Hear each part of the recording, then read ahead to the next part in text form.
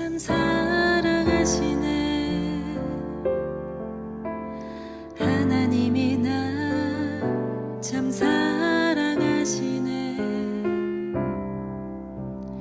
하나님이 날 참 사랑하시네. 하나님이 날 참 사랑하시네. 세월에 묻혀 또 현실에 갇혀 이곳에다 가도 그냥 살다 가도 어느 날 문득 생각해보면 하나님이 날 참 사랑하시네.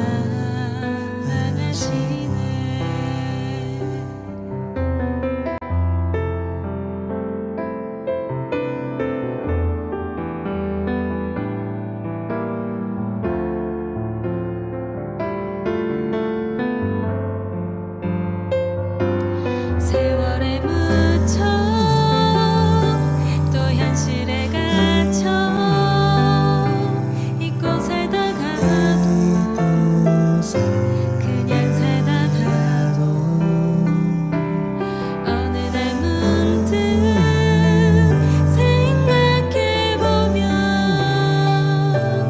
하나님이 날 참 사랑하시네.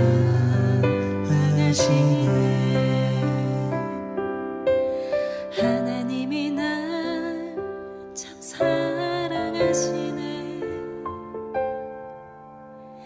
하나님이 날 참 사랑하시네. 하나님이 날 참 사랑하시네. 하나님이 날 참 사랑하시네. 하나님이 날 참 사랑하시네. 하나님이 날 참 사랑하시네. 하나님이 날 참 사랑하시네. 하나님이 날 참 사랑하시네.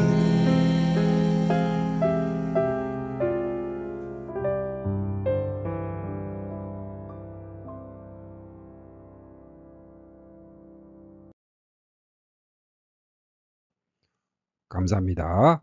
2024년 8월 25일 사랑하는 주님의 자녀들에게 주시는 말씀은 그리스도의 복음을 듣고 구원하심을 믿는 무리입니다.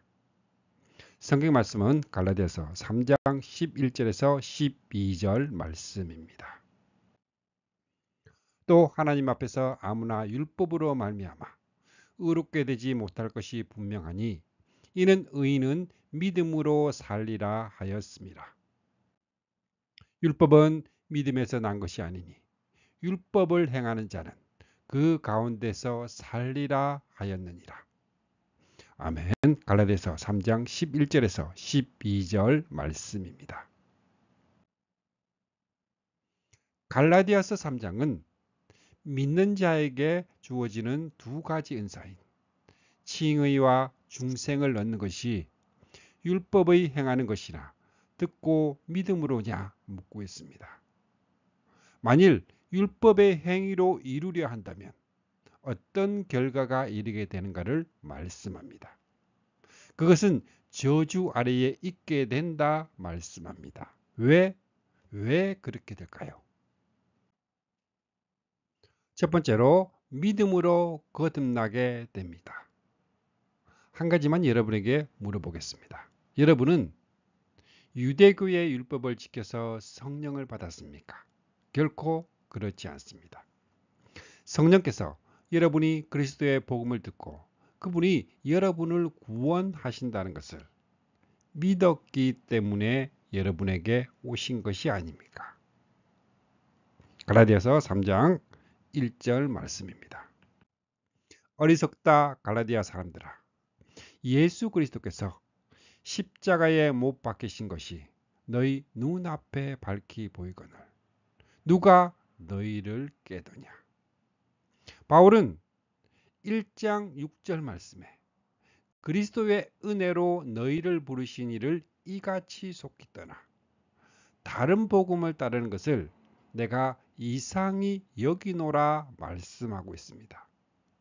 이 분노를 억누르면서 자신의 사도됨과 자신이 전파한 이 복음의 권위가 예수 그리스도를 통해서임을 변증하고 있습니다. 3장에 이르러 어리석다 갈라디아 사람들아 하고 드디어 그들의 어리석음을 책망하고 있습니다. 바울은 그냥 어리석다 말씀하는 것이 아니라 예수 그리스도께서 십자가에 못 박히신 것이 너희 눈앞에 밝히 보이거늘. 자, 이렇게 말씀하는 바울의 마음은 굉장히 슬펐을 것입니다. 우선적으로 주님께 향한 죄송한 슬픔이요. 다음으로는 인간의 거짓됨을 슬퍼했을 것입니다. 2절 말씀에 내가 너희에게 다만 이것을 알려 하노니 너희가 성령을 받은 것은 하나님은 너희에게 성령을 주셨고 너희는 성령을 받았다 말씀합니다. 그런데 성령을 주시고 받는 것이 율법의 행위로냐 혹은 듣고 믿음으로냐 묻고 있습니다.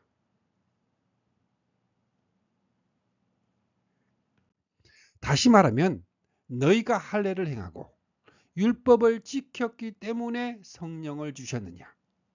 이에 대한 답변이 베드로가 이방인 고넬료의 집에 가서 복음을 전하고 돌아왔을 때 힐난하는 할례자들에게 내가 복음을 전하기 시작하자 바로 그 순간에 성령이 처음에 우리에게 내리셨던 것과 같이 그들에게도 내리셨습니다.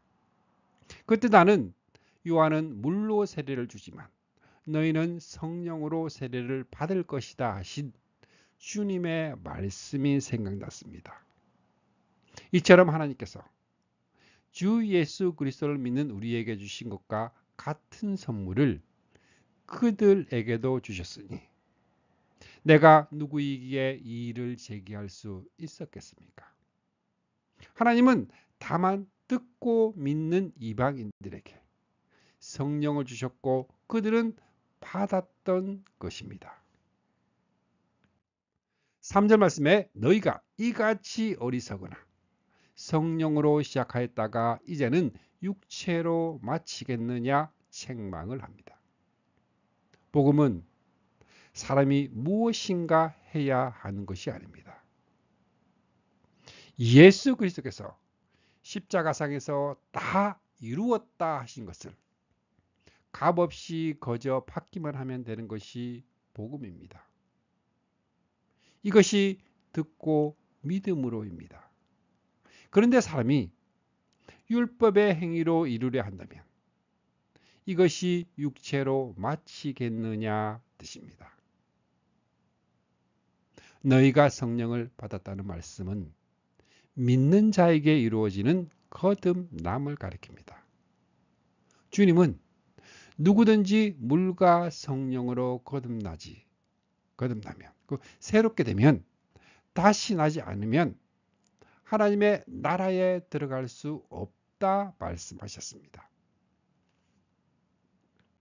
그러면 언제 거듭남이 이루어질까요?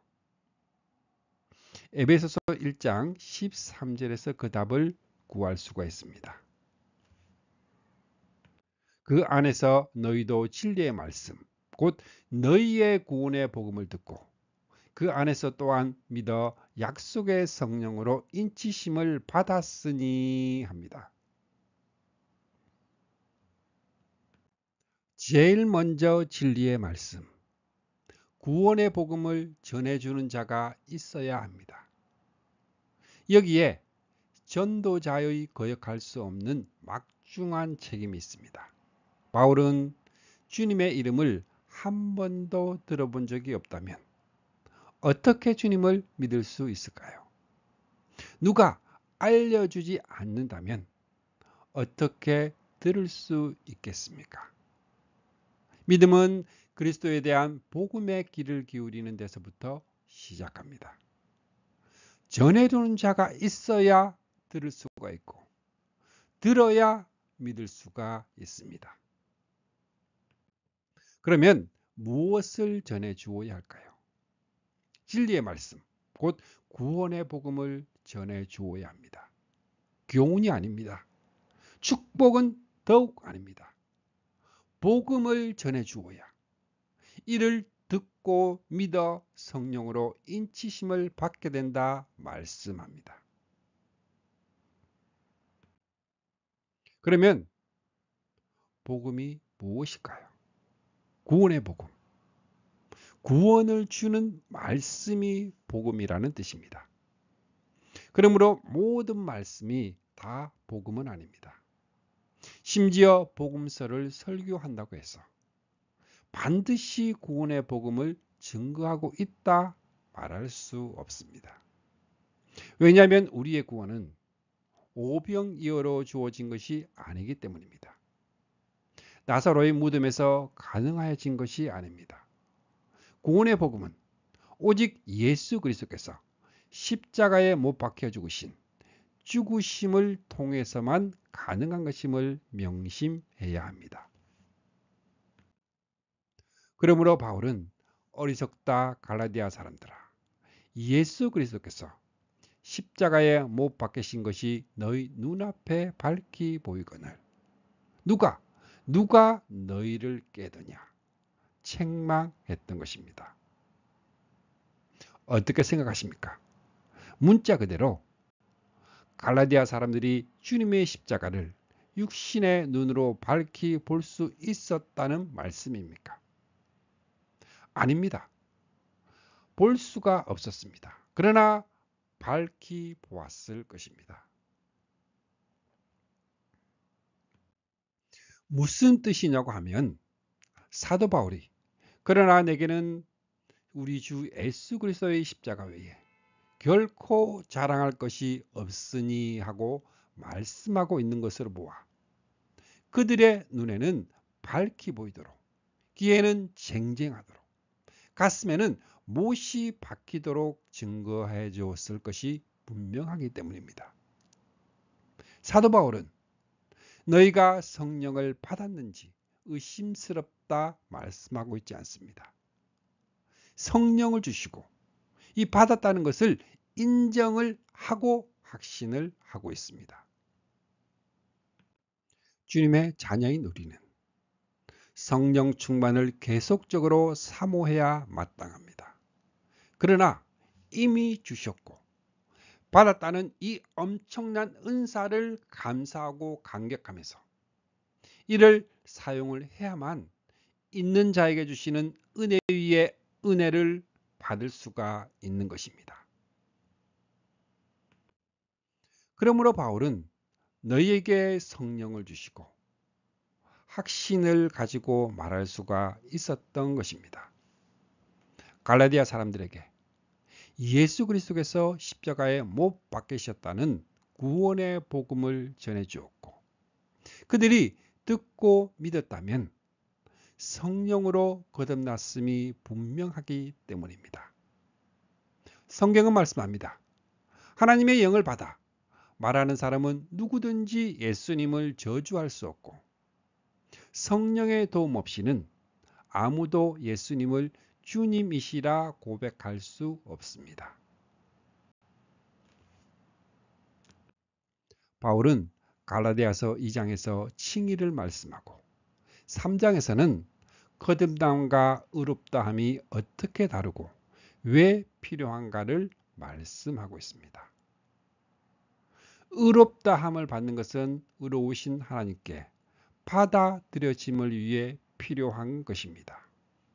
그러므로 칭의는 우리가 의롭게 된 것이 아니라 하나님께서 우리가 믿고 의지하고 있는 그리스도의 십자가를 통해서 보시기 때문에 의롭다 여겨주심을 뜻합니다.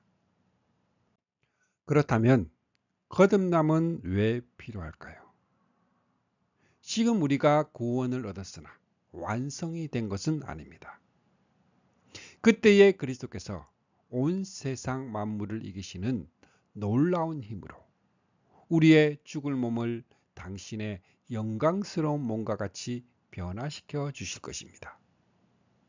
이것이 주님의 재림 때에 이루어질 영화입니다. 구원은 이때 완성이 되는 것입니다.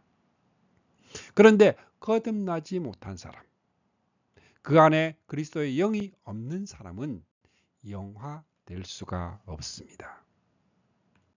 성경은 말씀합니다. 예수님을 죽은 자 가운데서 다시 살리신 하나님의 영이 여러분 안에 계시면 여러분 안에 계시는 이 성령에 의해서 여러분이 죽은 후로 여러분의 썩을 몸을 다시 살릴 것입니다. 다시 살리는 거듭남이 필요한 것입니다.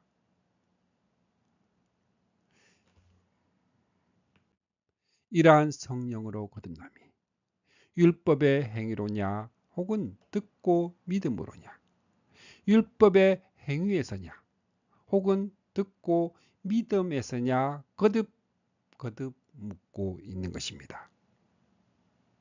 내게는 우리 주 예수 그리스도의 십자가 외에 결코 자랑할 것이 없다 말씀하는 형제 자매님이 되시고, 예수 그리스도께서 십자가에 못 박히신 것이 너희 눈앞에 밝히 보이거늘이라고 말할 수가 있는 형제 자매님이 되시기 바랍니다. 그리하여 하나님은 성령을 주셨고 우리는 받았다는 확신 가운데 살아가시기를 부탁을 드립니다.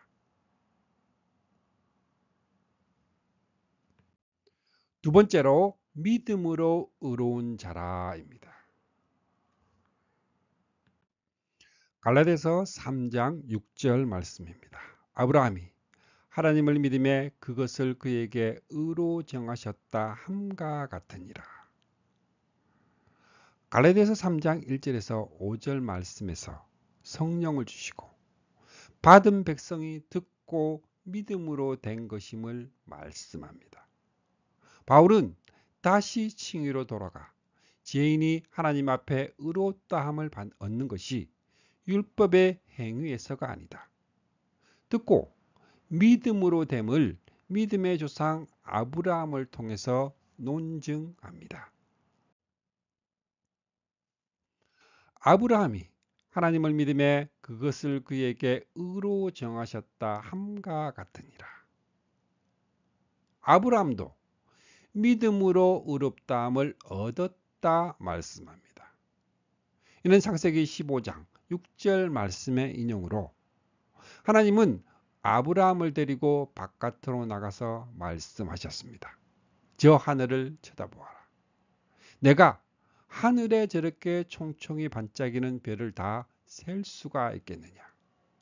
내 후손이 하늘에 떠있는 저 무수한 별만큼이나 많을 것이다. 약속을 하셨습니다. 이 약속이 1차적으로는 육적 이스라엘을 통해서 성취되었습니다. 궁극적으로는 아브라함의 자손으로 오실 예수 그리스도를 통하여 성취될 언약입니다. 그러므로 아브라함에게 세워주신 언약은 복음이었던 것입니다. 아브라함이 하나님을 믿음에 한 것은 하나님께서 세워주신 이 언약의 말씀을 믿었다는 뜻입니다. 하나님은 이것을 그의 의로 여기셨다 말씀합니다. 죄인이 하나님 앞에 나아가기 위해서 해결해야 할 긴급한 문제는 신구약 성도에게 의롭다함이요, 의롭다함을 얻는 길은 신구약 시대에 오직 한 길, 그 한 길 예수 그리스도를 통해서 뿐입니다. 만일 다른 방법이 있다면 하나님께서는 그 길을 선택하고 자기 아들을 아브라함의 자손으로 보내시어 십자가에 내어주시는 방법을 선택하지 않았을 것입니다. 그러므로 다른 길이 있다, 주장을 한다면 그리스도의 죽으심을 헛된 죽음으로 만들게 됩니다. 그렇다고 믿음 자체가 우리에게 의롭다함을 주는 것도 아닙니다. 의롭다함을 가능하게 함은 오직 예수 그리스도의 죽으시고 다시 사심에만 있음을 놓치지 말아야 합니다. 믿음은 이를 받는 통로에 불과한 것입니다. 성경이 말씀합니다. 우리 주 예수 그리스도께서 우리의 죄를 대신하여 죽으셨으며 우리가 하나님과의 올바른 관계를 맺게 해 주시려고 다시 살아나셨습니다. 이를 알았다면 확신을 가지고 이렇게 말할 수가 있습니다. 구약의 성도들도 오직 예수 그리스도를 믿고 의롭다함을 얻었다. 그러므로 성경은 아브라함에게 복음을 전하되 라고 말씀하는 것입니다. 주님께서도 너희의 조상 아브라함은 내 날을 보기를 기대하였고 내가 오는 것을 보고 기뻐하였습니다. 구약시대의 구원의 방법은 다른 길이 있었던 것이 아닙니다. 신구약 시대를 통해 오직 예수 그리스도를 믿음으로 의롭다함을 얻는다는 이 구원의 길은 오직 하나임을 명심해야만 합니다. 다만 차이가 있다면 구약의 성도들이 언약을 통해서 또는 제사 제도를 통해서 오실 그리스도를 바라보면서 믿고 구원을 얻습니다. 신약의 성도들은 언약의 성취로 이미 오신 그리스도를 믿음으로 구원에 참여하게 된다는 차이가 있을 뿐입니다. 아브라함에게 복음을 전하되 그렇다면 그에게 전한 복음의 핵심이 무엇인가 다시 한번 확인해 보겠습니다. 또 하나님이 이방을 믿음으로 말미암아 의로 정하실 것을 성경이 미리 알고 먼저 아브라함에게 복음을 전하되 의롭다 함에 있음을 말씀합니다. 자, 신구약 시대를 통해 칭의교류는 사하를 좌우하는 결정적인 복음 진리의 핵심임을 확인할 수 있습니다.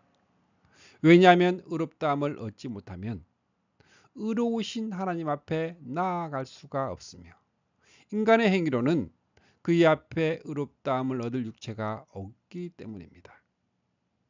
너무나 당연한 이 진리를 이처럼 되풀이하여 강조하지 않을 수 없는 오늘의 실정이 안타깝기만 합니다. 갈라디아서 3장 6절에서 9절의 이 4절 말씀 속에는 믿음이라는 말이 5번이나 등장합니다. 이는 조상 아브라함도 믿음으로 의롭다함을 얻었다면 의롭다함을 얻는 길은 오직 듣고 믿음에 있음을 강조하기 위해서입니다. 아브라함이 의롭다함을 얻는 것은 율법을 주시기 이전 그 이전에 이루어진 일임을 지적합니다. 또한 아브라함이 의롭다함을 얻은 것은 할례 받기 이전이라 성경은 로마서 4장 10절에 말씀합니다. 이는 할례를 받고 율법을 지켜야 구원을 얻는다는 주장이 거짓임을 드러내는 증거입니다. 9절 말씀에 그러므로 믿음으로 말미암는 자는 믿음이 있는 아브라함과 함께 복을 받느니라. 그렇다면 구원을 율법의 행위로 얻으려 하는 자는 어떻게 될까요? 세 번째로 저주의 길과 축복의 길이 있습니다. 갈라디아서 3장 10절 말씀입니다. 무릇 율법 행위에 속한 자들은 저주 아래에 있나니 기록된 바 누구든지 율법책에 기록된 대로 온갖 일을 항상 행하지 아니하는 자는 저주 아래 있는 자라 하였습니다. 갈라디아서 3장 10절에서 14절의 핵심, 그 핵심은 저주입니다. 9절과 10절을 대조해 보면 9절에서는 복을 받느니라 말씀하고 10절에서는 저주 아래 있나니 하고 정반대로 말씀하고 있습니다. 그렇다면 복을 받는 자와 저주 아래 있는 자가 어떻게 갈라지게 될까요? 두 가지의 길을 제시하고 있습니다. 의인은 믿음으로 살리라 하고 믿음으로 사는 길과 율법을 행하는 자는 그 가운데 살리라 행함으로 사는 길이 그것입니다. 믿음으로 살리라는 말씀은 하박국 2장 4절 말씀의 인용이요. 율법을 행하는 자는 그 가운데서 살리라는 말씀을 레위기 18장 5절의 인용입니다. 모두 다 성경이 제시하는 길입니다. 그런데 바울은 그 중에서 행함으로 살리라는 길, 율법 행위에 속한 자들은 저주 아래 있나니 합니다. 왜냐하면 성경에 기록하기를 누구든지 율법 체계에 기록된 대로 모든 일을 항상 행하지 아니하는 자는 저주 아래 있는 자라 하였음이라 합니다. 자, 이는 신명기 27장 26절 말씀의 인용으로 이 율법의 모든 말씀을 실천하여 그 효력을 나타내지 않는 자는 저주를 받아라. 그러면 모든 백성은 아멘하고 응답하십시오 하고 말씀합니다. 11절 말씀에 또 하나님 앞에서 아무도 율법으로 말미암아 의롭게 되지 못할 것이 분명하니 합니다. 사람 앞에서가 아니라 하나님 앞에서 율법의 행위로 의롭다함을 얻을 사람은 단 한 사람도 없다는 것입니다. 그렇다면 율법의 행위에 속한 자들은 저주 아래 있게 되는 것입니다. 로마서 3장에는 세 가지 아래라는 말씀이 있습니다. 율법 아래에 있는 자들이 바로 그들이 있습니다. 이는 하나님께서 율법을 통해서 아래에서 그들을 보신다는 뜻입니다. 그러면 그들은 다 죄 아래에 있다 말씀합니다.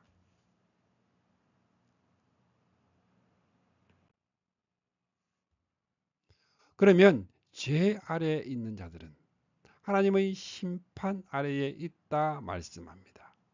이것이 율법 행위에 속한 자들은 저주 아래에 있나니라는 이 말씀이 의미입니다.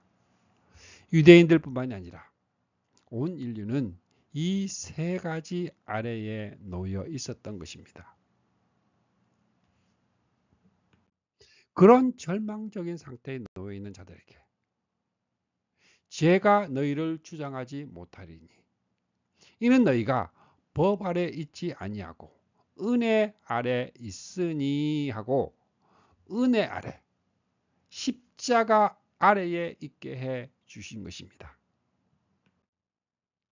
이제는 율법 외에 하나님의 한 의가 나타났으니 기쁜 소식이 들려온 것입니다.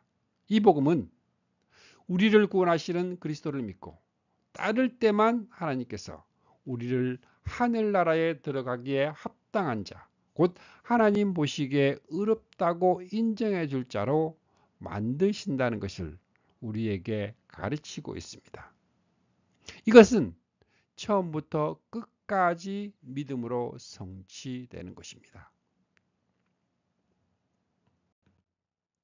이것이 가능하게 된 것은 13절에 그리스도께서 우리를 위하여 저주를 받은 바 되사 주님이 저주를 받으셨다는 뜻은 첫 절에서 예수 그리스도께서 십자가에 못 박히신 것이 너희 눈앞에 밝히 보이거늘 하는 이 십자가의 달리심을 의미합니다.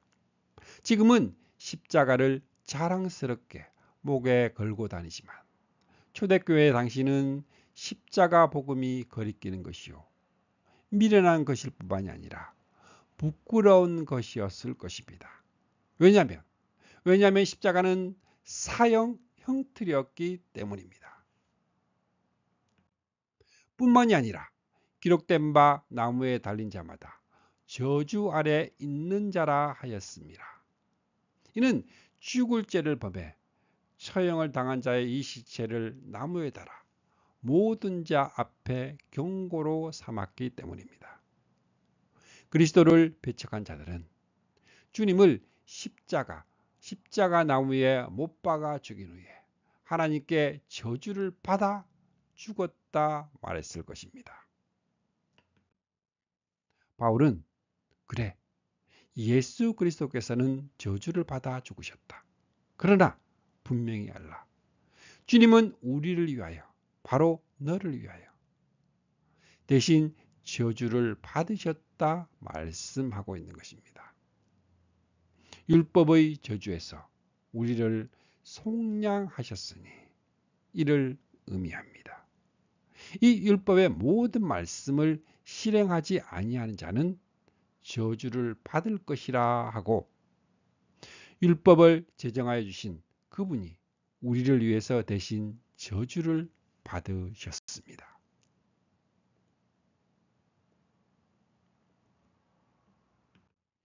그렇다면 주님이 저주를 스스로 받으신 이유는 두 가지 복을 주시기 위해서라고 말씀합니다. 14절 말씀에 첫째, 이는 그리스도 예수 안에서 아브라함의 복이 이방에 미치게 하고, 아브라함의 복은 하나님께서 내시 그 자손으로 말미암아 천하 만민이 복을 얻는다 하신 그 복입니다. 그의 자손으로 오실 그리스도를 믿음으로 의롭다함을 얻을 것을 가리킵니다. 두 번째는 또 우리로 하여금 하십니다. 칭의 외에 또 있다 말씀입니다. 믿음으로 말미암아 성령의 약속을 받게 하려 함이라 하십니다. 또 주실 복은 성령을 받음, 즉 중생을 의미합니다. 칭의와 중생은 예수 그리스도를 믿는 자들에게 주어지는 두 가지 복입니다. 형제 자매님들은 이 두 가지 복을 모두 다 받으셨음을 확신하시기 바랍니다. 칭의와 중생은 성경이 말씀하는 복이요 쎄하지 않고 썩지도 아니하는 최고 최대의 영원한 축복입니다. 갈라디아서 3장에서 아브라함을 강조하는 것은 하나님께서 모세를 통하여 주신 율법보다 아브라함에게 세워주신 이 언약이 우선함을 나타내기 위해서입니다. 율법의 조상이 모세라고 말을 한다면 아브라함은 언약을 믿는 모든 믿는 자의 조상이 되었기 때문입니다. 궁극적으로 율법은 저주 아래에 있게 하지만 언약은 은혜 아래에 있게 하심을 깨닫기를 원해서입니다. 찬양 은혜 아래에 있네 듣겠습니다.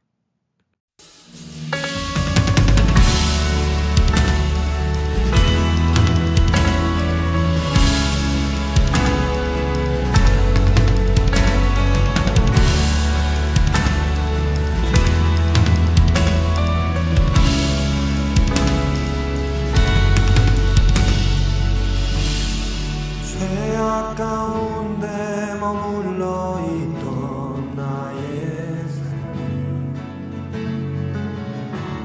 그리스도와 함께 십자가로 연합되었네. 그의 죽음은 우리를 살리려 함 그의 은혜 안에 우린 결코 정죄함 없네. 십자가 죽음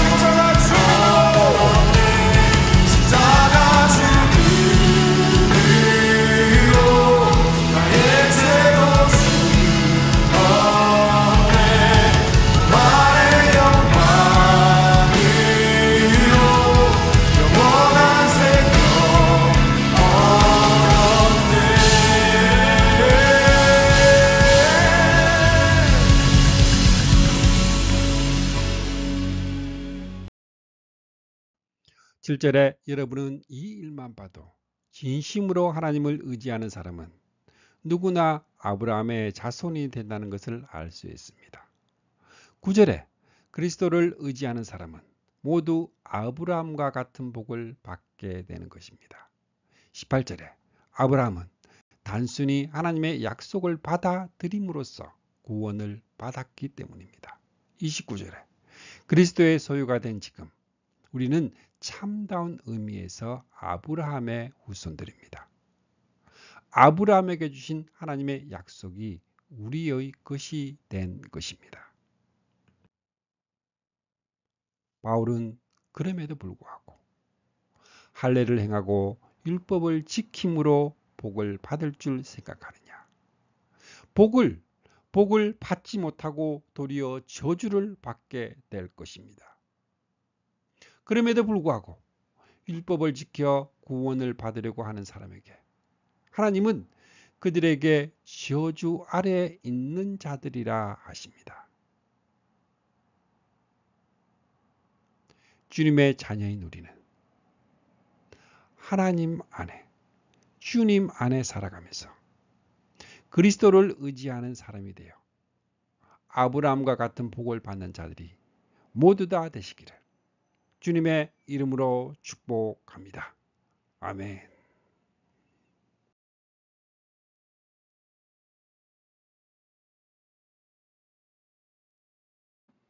축복합니다. 지금은 우리를 구원해 주신 주 예수 그리스도의 은혜와 하나님 아버지의 거룩하신 사랑과 날마다 우리를 승리하게 하시는 성령님의 역사가 오늘 함께한 주님의 백성들에게 영원토록 함께 있기를 주님의 이름으로 축복합니다. 아멘. 주님의 사랑을 느끼며 사는 주감사교회 성도, 주님과 기쁨의 삶을 사는 주님의 자녀들이 되시기를 바랍니다.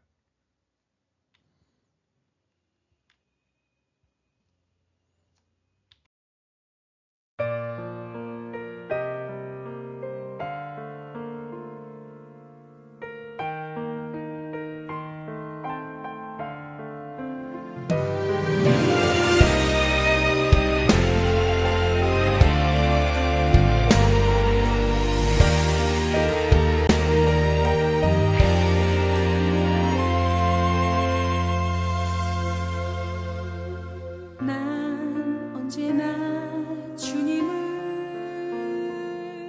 간절히 원하네. 기쁠 때나 내가 슬플 때도 나와 동행하시는 주님. 어둠과 외로워 지쳐 쓰러질 때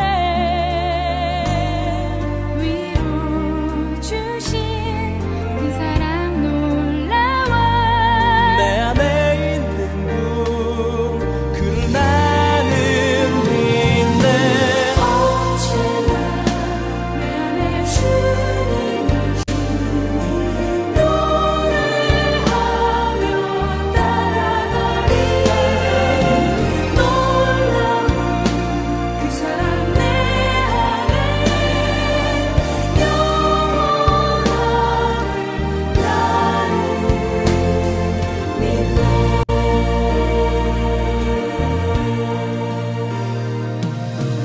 난 언제나 주님을 간절히 원하네. 기쁠 때나 내가 슬플 때도 나와 동행하시는 주님. 어둠과 외로워 지쳐